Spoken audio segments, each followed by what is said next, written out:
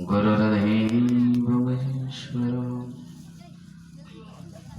गुरुर्साक्षात् परं ब्रह्म तस्मै श्री गुरवे नमः। सच्चिदानन्दरूपाय विश्वोत्पत्त्यादिहेतवे तापत्रयं विनाशाय श्रीकृष्णाय वयं नमः।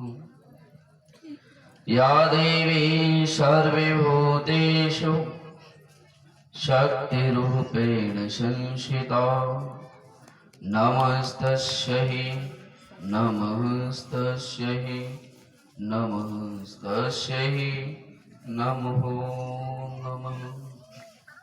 जय जय श्री राधारमण जय जय नवल किशोर जय गोपी चित चोर प्रभु जय जय माखन चोर। बोले वृंदावन बिहारी लाल की जय हो। भागवत भगवान की जय हो। वेद व्यास भगवान की जय हो। श्री सुखदेव भगवान की जय हो। गौ मैया की जय हो। श्री सत सनातन धर्म की जय हो।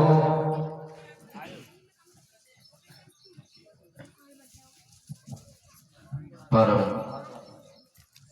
मंगल में परात्परखलेश्वर अकारण करुणालय वरुणालय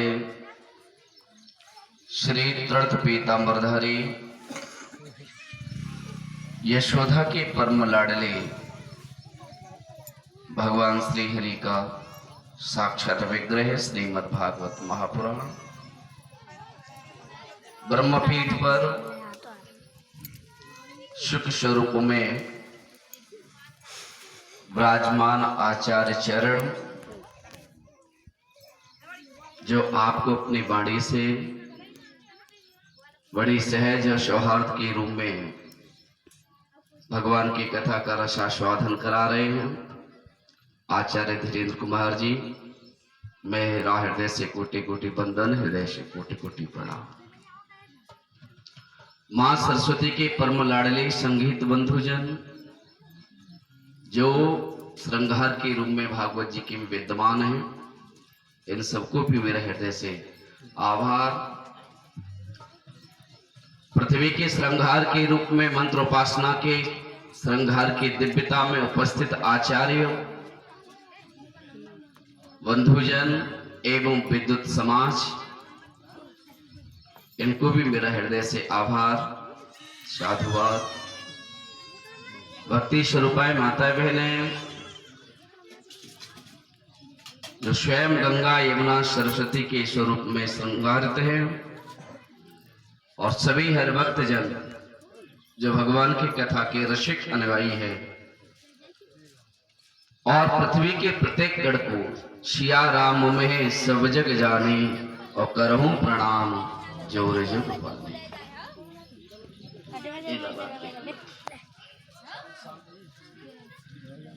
देखिए, बड़े सौभाग्य की बात है,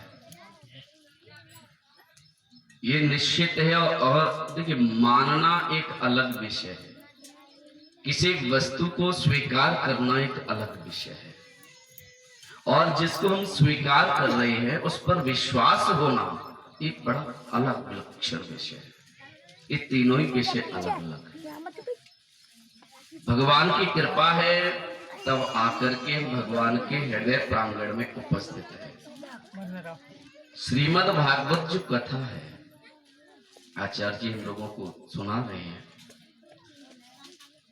ये वास्तविक एक जन्म का विषय नहीं है। पहले तो हम अपने दिल और दिमाग से इस बात को निकाल दें कि कथा तो रोज ही होती रहती है, अरे रोज कथा है, कितना सुनना है, क्या सुने, ऐसा नहीं है। इस भागवत प्राप्ति की साधन में, भागवत के मार्ग में पहुंचने के लिए और उसकी छत्र छाया में बैठने के लिए एक जन्म पर्याप्त नहीं है। भागवत जी में ऐसा विद्वानों ने बताया है कि जन्मांतरे भवेत पुण्यम तदा भागवतम लभेत। मतलब कहां तक की बात कर रही है, जन्मांतरे भवेत पुण्यम, इस भागवत शास्त्र की प्राप्ति के लिए, इसके दर्शन के लिए और इस तक पहुंचने के लिए एक जन्म की बात नहीं है, 2 जन्म की बात नहीं, 3 जन्म की बात नहीं, 1 कल्प की बात नहीं, 2 कल्प की बात नहीं, 3 कल्प की बात नहीं, 1 युग की बात नहीं, 2 युगों की बात नहीं, 3 युगों की बात नहीं। जन्म जन्मांतर न जाने कितने जन्म लेने के बाद एक जन्म की तो कोई समावेश ही नहीं है, कोई स्पष्ट व्याख्या भी नहीं है।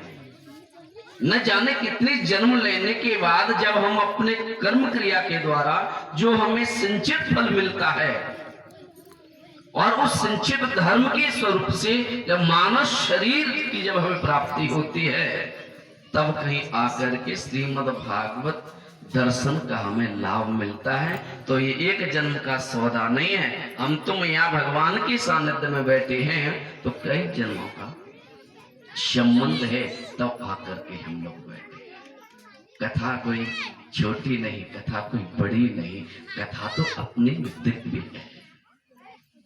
और परमात्मा का प्रत्येक स्वरूप, प्रत्येक रूप, प्रत्येक रंग परमात्मा का अपने में अलौकिक होता है, अपने में दिव्य होता है। इसकी दृष्टि में कोई छोटा बड़ी वाली बात नहीं होती। रूप तो रूप है, श्रृंगार तो श्रृंगार है, उपासना तो उपासना है, स्वाध्याय तो स्वाध्याय है, चिंतन तो चिंतन है, मनन तो मनन है, स्मरण तो स्मरण है।